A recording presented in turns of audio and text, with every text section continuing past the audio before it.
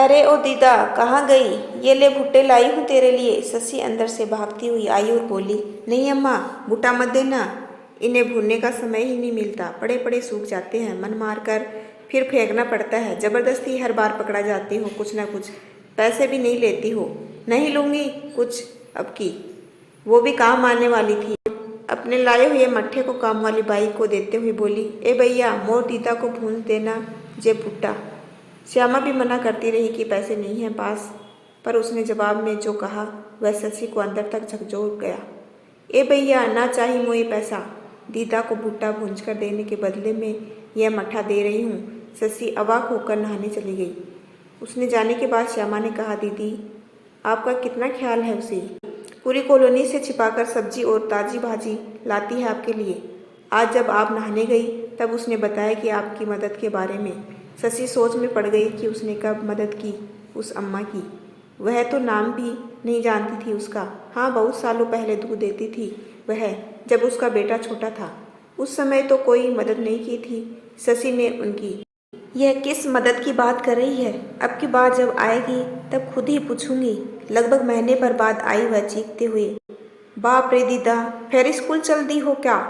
बड़े रोज में द्वार खुला दिखा तो आ गई। लाल पालक बतुआ नया नया निगरा है। ले दीदा, आज शशि छोड़ेगी नहीं उसे। पूछ कर ही रहेगी क्या मदद की थी उसने, जो उसे अभी तक एहसान मानना पड़ रहा है। का अम्मा, मैंने कब तुम्हारी मदद की है? मुझे तो याद भी नहीं आ रहा। तुम हो कि बताती फिरती हो सभी को। आज बताओ, नहीं तो कुछ नहीं लूँगी।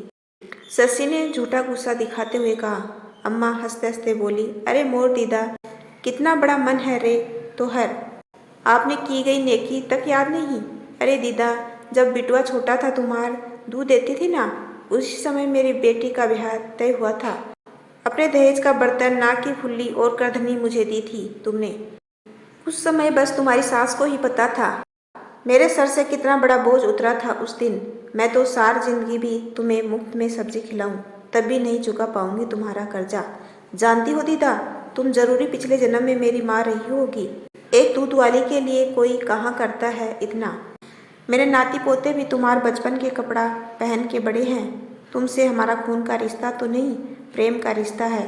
ठंडी में स्वेटर, कंबल, मफलर, मोजा सब तो देती रहती हो। तुम कहती हो कि का मदद की हो। हाँ, नहीं तो अब न कहना कबहू कि नहीं लूँगी सब्जी। जब तक प्राण है ना हमारे शरीर में, तब तक सब्जी तो खिलाते रहेंगे हम अपन दीदा को। शशि निरुत्तर थी अम्मा की बात सुनकर। नाम की ही नहीं, ये तो सचमुच अम्मा ही थी। शशि से उस समय इनका रोना नहीं देखा गया था। शादी में मिले बहुत सारे उपहारों में से ही कुछ दे दिया था। सासू माँ को बताकर गरीबी और मजबूरी उसने भी देखी थी अपनी जिंदगी में। वह कैसे मदद नहीं करती। वह मदद बहुत बड़ी भी नहीं की थी। सासू माँ ने तो कहना ही छोड़ दिया था उन उपहारों के बारे में। आज अचानक पुराने दिन याद कर उसे अपने मन के नरम होने पर बहुत गर्व महसूस हो रहा था। मतलब होने पर सहायता करना और बदले में सहायता की उम्मीद करना ही आजकल रिश्तों की आवश्यकता हो गई है। जब तक किसी के काम आओ तभी तक रिश्ते निभाते हैं। खून के रिश्ते में भी अब स्वार्थ का रंग आ गया है।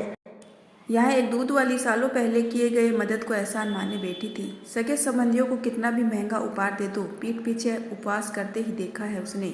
अम्मा को बच्चों के पुराने कपड़े और अपने उपयोग किए कपड़े देखकर आज ही यश की भागी बन गई थी वह।